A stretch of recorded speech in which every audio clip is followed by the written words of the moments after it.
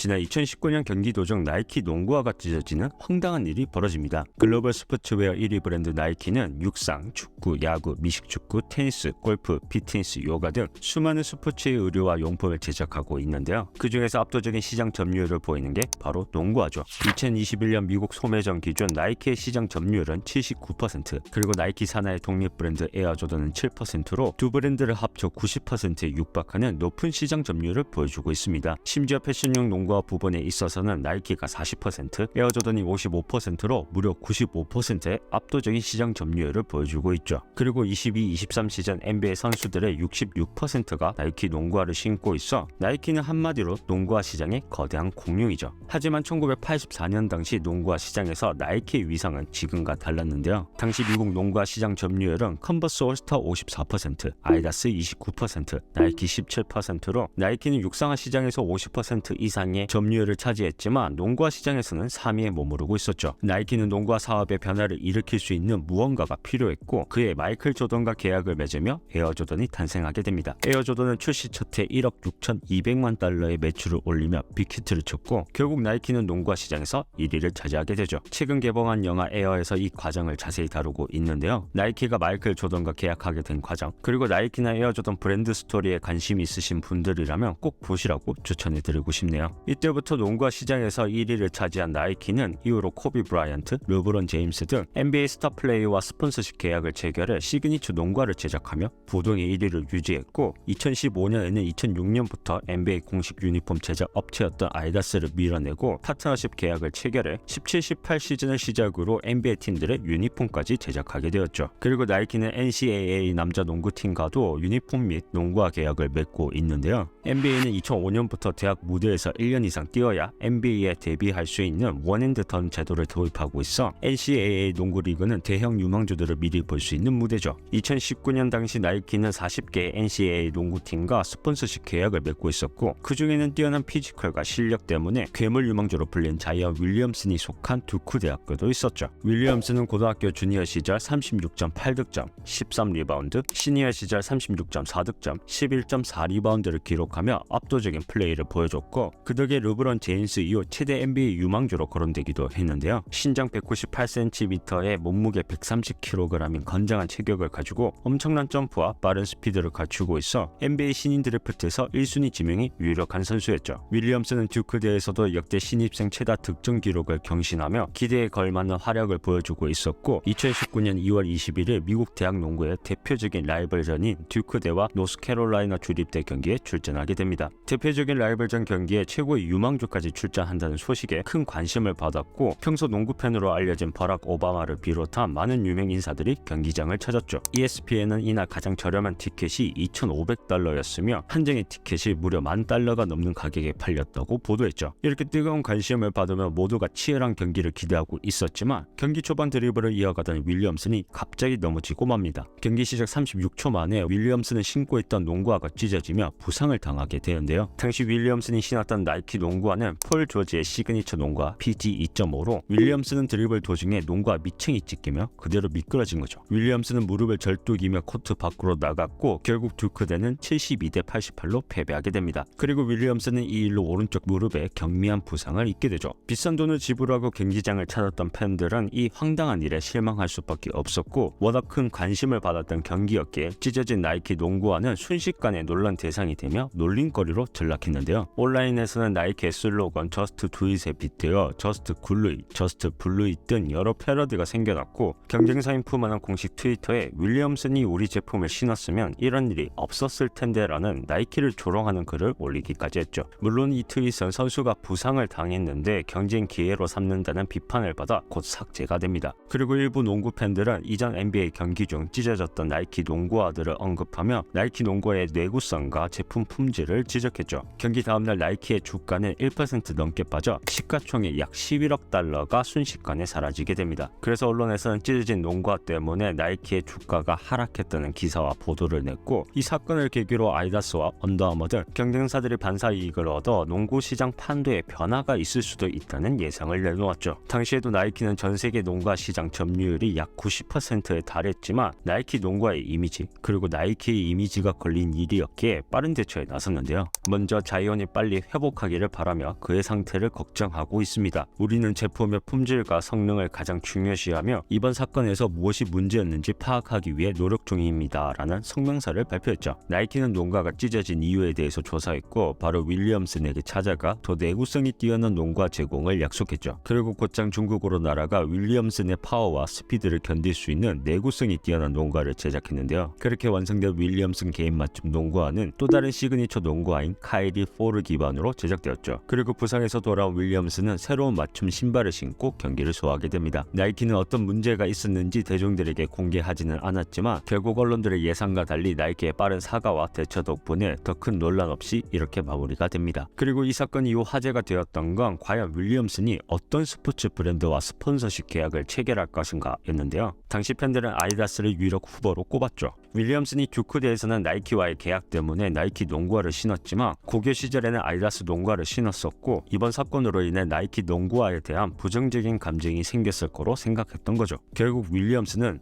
에어조던 나이키를 택하게 됩니다. 그리고 나중에 윌리엄슨은 한 매체를 통해 PG 2.5 농구화가 찢어졌던 이유에 대해서 언급했는데요. 그 농구화는 이미 많은 연습과 경기에서 신었기 때문에 낡은 상태였다. 그래서 그 신발이 찢어진 건 내 실수인 것 같다. 신발을 조금 더 자주 바꿀 필요가 있는 것 같다라며 신발 자체의 결함보다는 자신의 부주의라고 밝혔죠. 어느 스포츠든 사람들은 유명 운동 선수들이 착용하는 제품을 사고 싶어 합니다. 왜냐하면 선수들이 실제 경기에서 착용하는 만큼 뛰어난 성능이 보장되어 있고 그 제품을 사용하는 것만으로도 그 제품을 착용한 선수가 된 듯한 느낌이 들기 때문이죠. 이는 스포츠의 독특한 특징인 감정적 동일시로 볼 수 있는데요. 그래서 경기 중 선수가 착용한 제품에 부정적 이슈가 생기면 스포츠 브랜드는 타격을 받을 수밖에 없는 거죠. 나이키는 유명 선수가 신은 농구화가 찢어지면서 자칫 브랜드 이미지에 큰 타격을 받을 수도 있었지만 빠른 사과와 대처를 통해 큰 문제 없이 해결했죠. 그래서 나이키가 여전히 농구화 시장에 공룡으로 남아있는 것 아닐까요? 영상 시청해주셔서 감사합니다. 더 흥미로운 스포츠 이야기로 찾아뵙겠습니다.